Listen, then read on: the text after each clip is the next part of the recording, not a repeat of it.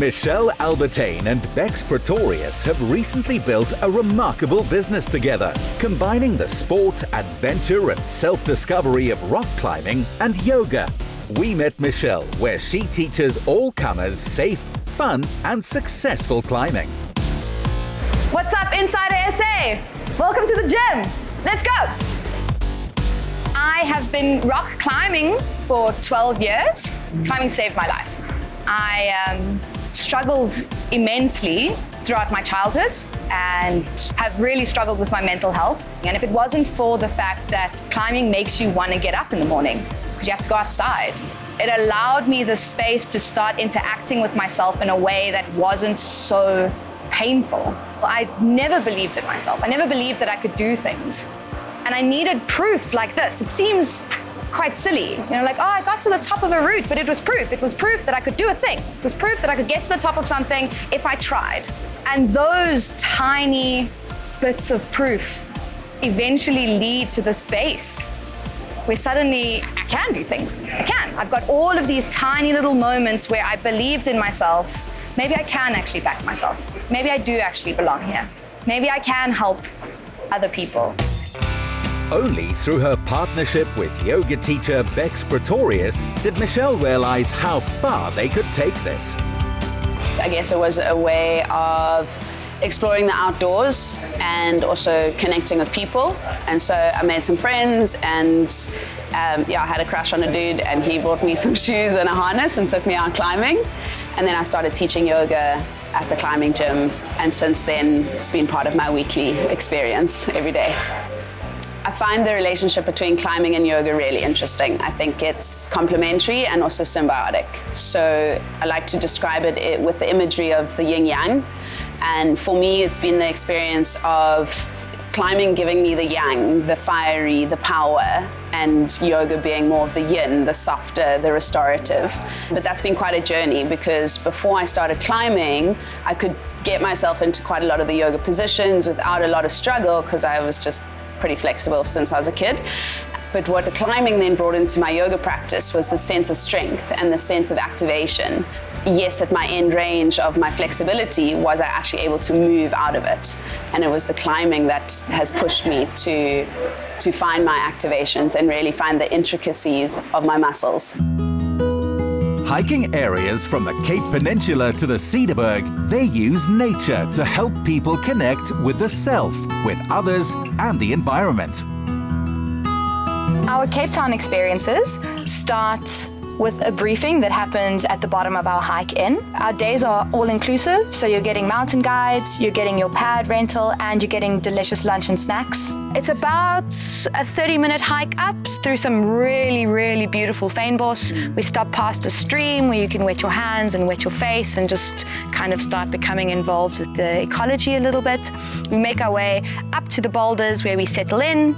We run some breath work. Do a bit of yoga.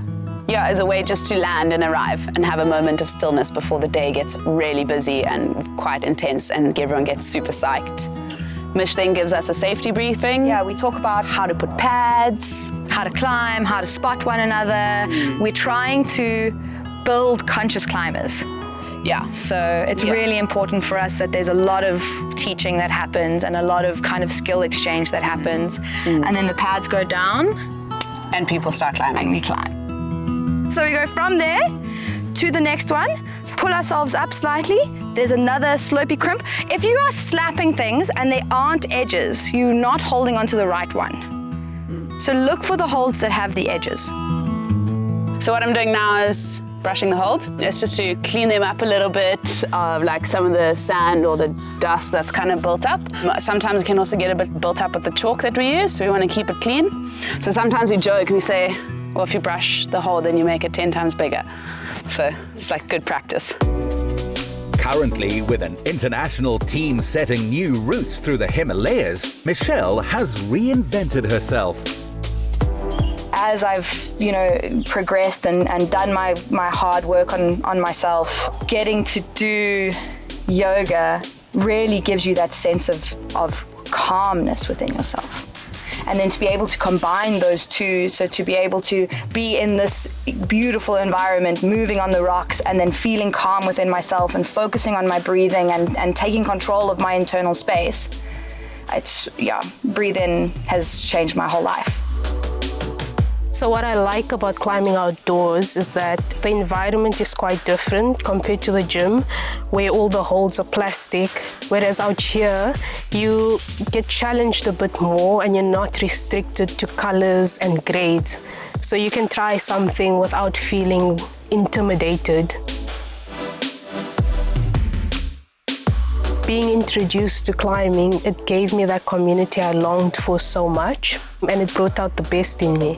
So I would say the potential it unlocked in myself, it's made me feel really powerful. I have climbed things that I thought would be extremely impossible, but the moment I tried something that I thought was impossible, I surprised myself by being able to do it. And that kind of unlocked something in myself, because I was like, if I can do this one climb, then I can do absolutely anything if I give it a go. And that's made me really confident, I would say.